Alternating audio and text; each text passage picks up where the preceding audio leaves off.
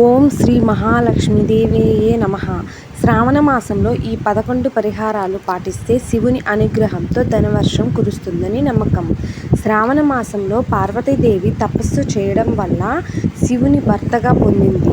అటువంటి పవిత్రమైన శ్రావణ మాసంలో ఉద్యోగం, కుటుంబం, వైవాహిక జీవితం, ఆరోగ్యం, డబ్బుకు సంబంధించిన సమస్యలను పరిష్కరించుకోవచ్చని మనం పూర్వీకులు చెప్తున్నారు. అదేవిధంగా శ్రావణ మాస పరిహారాలేంటో చూద్దాం. ఈ సంవత్సరం శ్రావణ మాసంలో 5 సోమవారాలు ఉన్నాయి. ఆగస్టు 5 నుంచి ప్రారంభమయ్యే శ్రావణ మాసంలో సోమవారం నాడు ప్రజలు తమ కోరికలు తీర్చుకోవడానికి శివుని అనేక విధాలుగా పూజిస్తారు. ఈ మాసంలో పార్వతీమాత తపస్సు చేసి పరమశివుణ్ణి భర్తగా పొందిందని ప్రతీతి.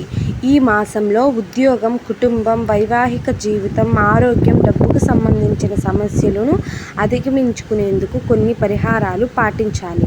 అవి ఏంటో తెలుసుకుందాము. శ్రావణ మాస పరిహారాలు. 108 బిల్వ పత్రాలతో శివుణ్ణి పూజించండి.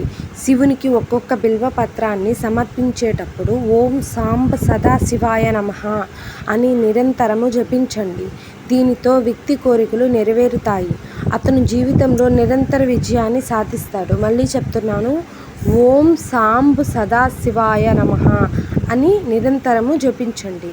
శ్రావణ మాసం ఎందుకు ప్రత్యేకత అనే విషయానికి వస్తే, పురాణాల ప్రకారం శ్రావణ మాసంలో క్షీరసాగర మథనం జరిగిందని చెబుతారు.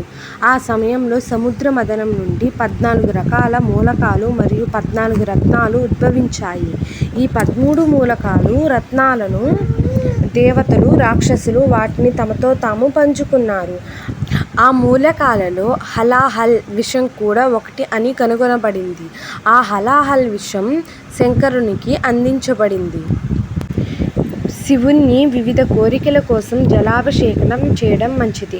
ప్రతి వ్యక్తి వివిధ కోరికలతో జలాభిషేకం చేస్తారు.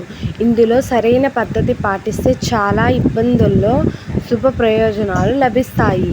శివుని అభిషేకం వివిధ కోరికలను నెరవేర్చడానికి పాలు, పెరుగు, నెయ్యి, చెరుకు రసం, తేనె, గంగాజలం, మామిడి రసం, పంచదార మొదలైన వివిధ ద్రవాలతో చేస్తారు. ఒక వ్యక్తి శ్రావణ మాసంలో పరమశివుణ్ణి నిండుగా భక్తితో, విశ్వాసంతో ఆరాధిస్తే అతడు అనుకున్నది సాధిస్తాడు. కోరికలు నెరవేర్పు కోసం ఇలా జలాభిషేకం తప్పనిసరి. శివునికి అభిషేకం చేయడం వల్ల ఆయురారోగ్యాలు కలుగుతాయి, ఆటంకాలు నశిస్తాయి. పాలతో అభిషేకం చేయడం వల్ల ఆరోగ్యకరమైన శరీరాకృతి లభిస్తుంది. చెరుకు రసంతో అభిషేకం చేయడం వల్ల లక్ష్మీదేవి అనుగ్రహం లభిస్తుంది, శ్రేయస్సు లభిస్తుంది. పర్ఫ్యూమ్ అంటే సువాసన కలిగిన ద్రవంతో అభిషేకం చేస్తే వ్యక్తి ప్రసిద్ధి చెందుతాడు. చక్కెరతో అభిషేకం ధృవీకరణను పెంచుతుంది. మామిడి రసంతో అభిషేకం చేస్తే యోగ్యమైన సంతానం కలుగుతుంది. గంగాజలంతో అభిషేకం చేయడం వల్ల ముక్తి అంటే మోక్షం లభిస్తుంది.